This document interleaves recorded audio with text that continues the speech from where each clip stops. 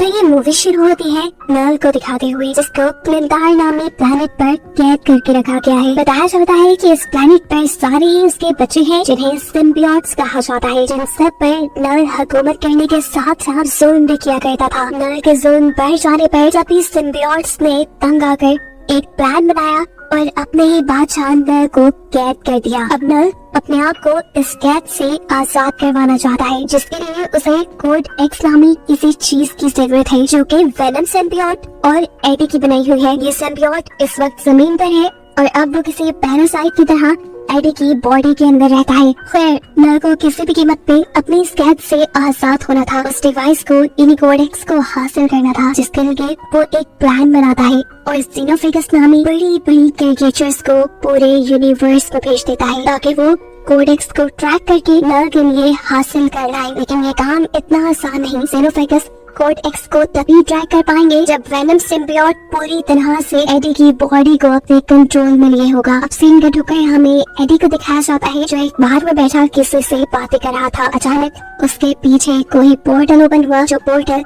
उसे अपने अंदर खींच के ले गया और मालूम हुआ कि वो अब एक दूसरे यूनिवर्स में पहुंच चुका है। इस यूनिवर्स में भी है वो इस वक्त प्लेनेट अर्थ पर ही, और एक शॉकिंग बात उसे ये पता चली है कि पूरी दुनिया उसे और उसके वेनम सिम्बियोट को ढूंढ रही है। लेकिन यहाँ पर एडी और वेनम ये फैसला करते हैं कि वो न्यूयॉर्क जाएंगे और एक खास आदमी को ब्लैकमेल करेंगे, जो इस सारी सिचुएशन से उनको बाहर निकाल सकता है। अब इससे पहले कि ये लोग इस शहर से निकल पाते, ये दोनों देखते हैं कि कुछ लोगों ने मासूम डॉग्स को पकड़ा हुआ था, जिन्हें वो फाइटिंग कंपटीशन के अंदर लेकर जाने वाले थे। ऐसे इन डॉग्स की जान खतरे में थी और इन डॉग्स को बचाने के लिए एडी और वेनम सिम्बियोट इन लोगों से लड़ने लग जाते हैं। वेनम सिम्बियोट के लिए इन आम इंसानों से लड़ना कोई बहुत ज्यादा मुश्किल नहीं था। उसने बड़ी आसानी से सभी लोगों को अपने कंट्रोल में कर लिया और आखिर में इन सब के सर पे खा लिए, जिसके बाद फाइनली इन दोनों ने उन गुंडों के चुंगल से डॉग्स को भी आजाद करवाया और अब ये तैयार थे न्यूयॉर्क जाने के लिए। अब रास्ते में देखने को मिलता है कि वेनम सिम्बियोट ने एडी की बॉडी के ऊपर पूरी तरह कंट्रोल लिया हुआ था, जिसकी वजह से उसके आसपास मौजूद ज़ेनोफेगस को उनकी लोकेशन के बारे में पता चल जाता है। सीन कट होकर हम एरिया 51 को देखते हैं, जो एक अंडरग्राउंड फैसिलिटी है। इस फैसिलिटी के अंदर देखने को मिलता है कि एक लेडी साइंटिस्ट ने बहुत से सिम्बियोट्स को कैद करके रखा हुआ था, जो काफी अर्सा पहले वेनम सिम्बियोट के साथ ही यहाँ जमीन पर आए थे। यही लेडी साइंटिस्ट के साथ हम रेक्स नामी एक सोल्जर को भी देखते हैं, जो सिम्बियोट्स के ऊपर ही स्टडी करने के लिए यहाँ आया था और वो ये जानना चाहता था कि आखिर क्यों ये सिम्बियोट्स दुनिया पे आए थे और वो दुनिया से यानी अर्थ से चाहते क्या है। लेडी साइंटिस्ट रेक्स को सिम्बियोट्स के बारे में बताने लगती है, जो किसी पैरासाइट की तरह किसी दूसरी क्रिएचर के साथ रह सकते हैं। और इस टाइम लेडी साइंटिस्ट किसी ऐसी क्रिएचर की तलाश में है जिनके साथ ये सिम्बियोट्स अपना अच्छा रिलेशन बना ले, लेकिन अभी तक वो इस मिशन में कामयाब नहीं हुई। यहीं पर अब लेडी साइंटिस्ट को खबर मिलती है कि उन्हें एक ऐसा आदमी मिला है जिसका ऑलरेडी सिम्बियोट से काफी अच्छा रिलेशन है, लेकिन यह आदमी उनके साथ कोई कोऑपरेट नहीं कर रहा, यानी उन्हें कुछ सिम्बियोट्स के बारे में ज्यादा इन्फॉर्मेशन नहीं दे रहा, उनसे बात नहीं कर रहा। मालूम होता है कि ये आदमी सिम्बियोट्स के बारे में बात इसलिए नहीं कर रहा क्योंकि जिस सिम्बियोट के साथ उसने अपने आप को सिंक किया था, उस सिम्बियोट ने उसे मरने के लिए अकेला छोड़ दिया। यहाँ पर लेडी साइंटिस्ट इस आदमी को एक और सिम्बियोट देती है सिंक करने के लिए, यानी अपने साथ रिलेशन बनाने के लिए, और साथ ही उसे ये भी बताती है कि ये सारे के सारे सिम्बियोट एक नल नामी क्रिएचर के बच्चे हैं और कैसे अपनी बेहिसी के चलते नल इन सारे सिम्बियोट्स को मारना चाहता था, लेकिन इन सारे सिम्बियोट्स ने बगावत की और मिलकर नल को ही कैद कर दिया और खुद वहाँ से आजाद हो गए। नल अब अपने उस कैद से आजाद होना चाहता है, जिसके लिए उसे कोड एक्स की जरूरत है। समझ लो वो कोड एक्स उसकी जेल की चाबी है और वो कोड एक्स इन्हीं सिम्बियोट्स में से किसी एक सिम्बियोट ने बनाया है। लेकिन जितने सिम्बियोट यहाँ मेरे पास है, इनमें से किसी के पास भी कोड एक्स नहीं, और उसी कोड एक्स को लेने के लिए नल ने बहुत सारे ज़ेनोफेगस अब अर्थ पे यानी दुनिया में भेजे हैं। इधर हमें तो पता है कि वो कोड एक्स है वेनम सिम्बियोट और एडी के पास। अब सीन दोबारा वहीं पे शिफ्ट होते हैं जहां हमने देखा था कि सफर करते हुए वेनम सिम्बियोट ने पूरी तरह एडी की बॉडी पे कंट्रोल ले लिया था और उसी की वजह से एक ज़ेनोफेगस ने उन्हें ट्रैक भी कर लिया। वो अब उनसे जैसे ही कोड एक्स लेने के लिए उनके पीछे आता है, तो यहाँ हमें मूवी का एक बहुत ही जबरदस्त शॉट दिखाया जाता है, जिसमें वेनम सिम्बियोट और एडी का सामना हो रहा है ज़ेनोफेगस से, और ये लोग प्लेन के ऊपर लड़ रही है। इनकी लड़ाई ये ज्यादा देर चल नहीं पाती क्योंकि ज़ेनोफेगस प्लेन के इंजन में आकर मारा जाता है। लेकिन अब इस इंसिडेंट से एक अच्छी चीज ये हो गई थी कि वेनम सिम्बियोट होशियार हो गया था। वो ये जान गया था कि जब भी वो एडी की बॉडी पर पूरी तरह कंट्रोल करेगा, उसे कोई ना कोई xenophagus ट्रैक करने का। इसलिए अब उसने एडी की बॉडी को कंट्रोल करने से अवॉइड करना शुरू कर दिया है। और ये बात उसने खुद एडी को भी बता दी है। ये कहते ही उसे एडी को प्लेन से नीचे फेंक दिया और उसे बचाने के लिए खुद किसी पैराशूट की तरह उसके ऊपर की तरफ उड़ने लगा। अब एडी को तो ज्यादा कुछ पता नहीं था कि वो क्रिएचर जिसने उसके ऊपर हमला किया वो कौन है और आखिर वो चाहती क्या है। यहाँ पर वेनम सिम्बियोट उसे बताता है कि वो क्रिएचर xenophagus है जिसे नल ने भेजा है। असल में नल कोड X लेना चाहता है जो उसके जेल की चाबी है जो हम दोनों ने मिलकर बनाई है। और अगर हम दोनों में से कोई भी मर गया तो वो चाबी खत्म हो जाएगी। एडी कंफ्यूज था कि उसने कोई कोड X कब तैयार किया। तब वेनम सिम्बियोट उसे सारी पुरानी कहानी सुनाता है जहाँ पर उन्होंने कोड X को क्रिएट किया होगा। अब यहाँ ये बातें करते हुए देख लेते हैं रेक्स के हाथ में, यानी सोल्जर्स जो सब में किसी ऐसी सिम्बियोट को ढूंढना चाहते थे जिसने किसी इंसान के साथ लिंक बनाया हो और उससे वो बातें कर सके और जान सके कि आखिर उनके दुनिया पे आने का मकसद क्या है। एडी खुद इतना ज्यादा ताकतवर नहीं था, लेकिन जैसे तैसे करके उसने इन सोल्जर से बचने की कोशिश की और अपने आप को बचाने के चक्कर में उसने गलती से एक सोल्जर को भी मार दिया। उसकी हमेशा से ताकत उसका सिम्बियोट ही रहा था, लेकिन अब सिम्बियोट उसके ऊपर पूरी तरह कंट्रोल नहीं ले सकता था, क्योंकि अगर वो ऐसा करता तो कोई ना कोई xenophagus उनको ट्रैक करने था और उनकी ये मुसीबतें और ज्यादा बढ़ जाती। इसी सारी लड़ाई के चलते हम देखते हैं कि एडी गलती से पानी में गिर चुका है। तैरने की उसमें ताकत नहीं थी और अगर उसे बचाना था तो वो वेनम सिम्बियोट को ही बचाना था। वेनम सिम्बियोट उसे बचाने के लिए यहाँ ना चाहते हुए उसके ऊपर पूरी तरह कंट्रोल कर लेता है और ऐसे काफी सारे xenophagus उन्हें ट्रैक कर लेते हैं। अब यहाँ इससे पहले कि xenophagus उनके ऊपर हमला कर लेता, ये लोग होशियारी दिखाते हैं और पानी से निकलने के फौरन बाद ही वेनम एडी की बॉडी को छोड़ देता है, जिसकी वजह से xenophagus उसे देख नहीं पाता और झुंझला कर वो यहाँ काफी सारे सोल्जर्स को मार देता है जो एडी और वेनम के पीछे पड़े थे।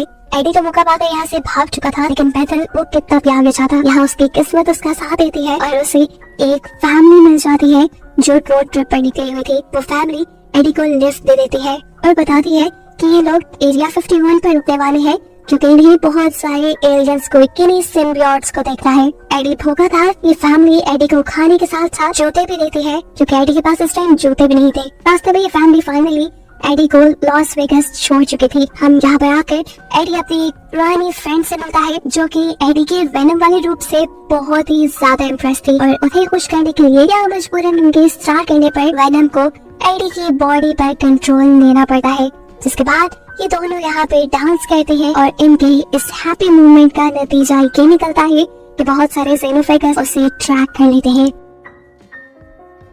अब इससे पहले कि यहाँ पर ही लड़ाई शुरू हो जाती, वेनम एक और मर्तबा अक्लमंदी दिखाता है और एडी की बॉडी को छोड़ देता है, जिससे सारे xenophagus कंफ्यूज हो जाते हैं। एक तो अच्छा काम हो गया, लेकिन जैसे एडी की मुश्किल कम होने भी नहीं आ रही। यहाँ पर मालूम हुआ लॉस वेगस के अंदर भी रेक्स ने एडी को देख लिया है। बस फिर क्या था, रेक्स और उसकी पूरी टीम ने एडी को पकड़ लिया। उन्होंने एडी और उसके वेनम सिम्बियोट को अलग कर दिया और फिर जब एडी की आंख खुली तो वो एरिया 51 के अंदर था। यहाँ एडी के साथ एडी की जैसे एक और इंसान जिसे कैद किया गया था, जिसका एक सिम्बियोट के साथ रिलेशन भी था, वो एडी को बताता है कि नल जो इन सभी सिम्बियोट का किंग है वो पागलों की तरह एडी और वेनम सिम्बियोट को ढूंढ रहा है और ये खबर तो पहले से ही एडी को थी। यहाँ पर हम देखते हैं कि रेक्स जो कि एक सोल्जर है वो बहुत ही ज्यादा खुश है क्योंकि एडी और वेनम सिम्बियोट का रिलेशन अभी तक काफी अच्छा है और उसे एडी की मदद से काफी सारी इंफॉर्मेशन मिल भी सकती है। वो अब इस जगह का सारा कंट्रोल अपने हाथ में ले लेता है और यहाँ मौजूद साइंटिस्ट को भी यहाँ से चले जाने को कहता है। अभी तो उसे एडी से पुराने बदले भी लेने थे। एक तो पिछली मरतबा वो रेक्स के हाथ ही लगा था, ऊपर से उसने रेक्स के कई बंदे भी मार दिए थे, जिनका बदला लेने के लिए वो एडी को एक मरतबा बाहर निकाल कर उसे शूट करने की कोशिश करता है। लेकिन एडी की किस्मत अच्छी थी यहाँ पर क्योंकि वेनम एक और मरतबा उसे बचाने के लिए यहाँ गया। लेकिन अब सवाल तो ये है कि वेनम सिम्बियोट को तो इन लोगों ने कैद कर दिया था, तो वो यहाँ आया कैसे? असल में वेनम जानता था कि रेक्स एडी के साथ कुछ ना कुछ तो बुरा करेगा। उस तरह से याद रखने के लिए उसने यहाँ साइंटिस्ट के साथ अच्छा बॉन्ड कर लिया, जिस साइंटिस्ट को रेक्स फजूल में इस फैसिलिटी से निकालना चाह रहा था। बस उसी साइंटिस्ट की मदद से वेनम सिम्बियोट अपने जेल से आजाद हुआ और उसने अपने एडी को बचा लिया। लेकिन यहाँ सिचुएशन कंट्रोल में आने के बजाय इनके साथ और भी बुरा हो चुका था। क्योंकि एडी को बचाने के लिए वेनम सिम्बियोट ने उसके ऊपर कंट्रोल लिया था और ऐसे जेनोफेगस उसे ट्रैक करते हुए यहाँ आ गए। अब यहाँ पे मौजूद लेशर सिम्बियोट जो ये बात जानता था कि ये जेनोफेगस नल ने भेजे है और वो वेनम से कोड एक्स लेना चाहते हैं, वो इस सिम्बियोट को रोकता है, इससे लड़ता है और वेनम को यहाँ से भागने का मौका देता है, ये कहते हुए कि तुम चले जाओ और कभी नल को आजाद मत होने देना, यानी नल को कभी कोड एक्स मत देना। अब वेनम जानता था कि ये जेनोफेगस यहाँ पे मौजूद इंसानों को भी मार देगा उसे ढूंढते हुए, इसलिए जाते हुए उसे साइंटिस्ट ने कहा कि यहाँ पर मौजूद सारे सिम्बियोट्स को खोल दो ताकि वो आप लोगों से रिलेशन बनाकर जेनोफेगस से आप लोगों को बचा ले।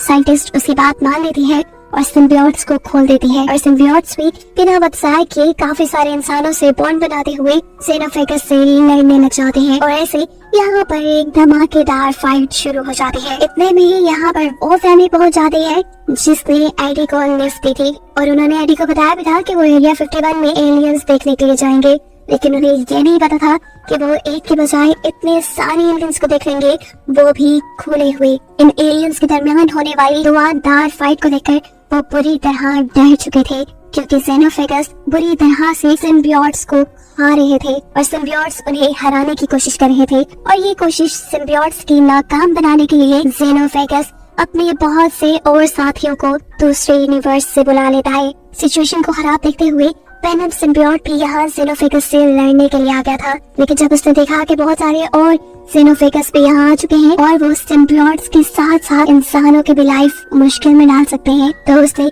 यहाँ पे एक बहुत ही मुश्किल और बहुत ही इमोशनल फैसला किया। वेनम सिम्बियोट एडी से कहता है, देखो इन सारे जेनोफेगस को कंट्रोल करने का सिर्फ एक ही रास्ता है, वो है हम दोनों में से किसी एक की मौत, जिसकी वजह से वो कोड एक्स तबाह हो जाएगा और ये लोग इस दुनिया से चले जाएंगे। एडी सबके लिए बिल्कुल तैयार नहीं था। एडी के फैसले का वेनम इंतजार नहीं कर सकता था क्योंकि जिन एक दो जेनोफेगस को इन्होंने मारा था वो भी अपने आप को रीजनरेट कर रहे थे। इन सभी लोगों को बचाने के लिए और सिचुएशन को संभालने के लिए वेनम अपना एक बड़ा सा रूप दिखाता है और इन सारे जेनोफेगस को अपने में लपेटते हुए एक मशीन की तरफ बढ़ने लगता है। जो मशीन हाई टेम्परेचर की मदद से एलियंस को मारने के लिए बनाई गई थी और इसे एक्टिवेट करने का काम वेनम रेक्स को कहकर किया था। सारे जेनोफेगस के साथ साथ वेनम के भी उस मशीन में जाते ही रेक्स उस मशीन को एक्टिवेट कर देता है, जिसकी वजह से वहाँ एक बहुत बड़ा ब्लास्ट होता है और ऐसे जेनोफेगस के साथ साथ वेनम भी मारा जाता है और यहाँ काफी सारे लोग बेहोश हो जाते हैं जिसमें एडी भी था। एडी को जब होश आया तो उसे ये मालूम हुआ कि उसका दोस्त यानी वेनम सिम्बियोट अब जिंदा नहीं बचा और ये सुनकर एडी उदास हो चुका था। उसे इस खबर ने भी खुश नहीं किया था कि अब एडी पर लगाए गए सभी झूठे सच्चे इल्जाम खत्म कर दिए गए थे और वो इस दुनिया में अपनी नॉर्मल लाइफ जी सकता था।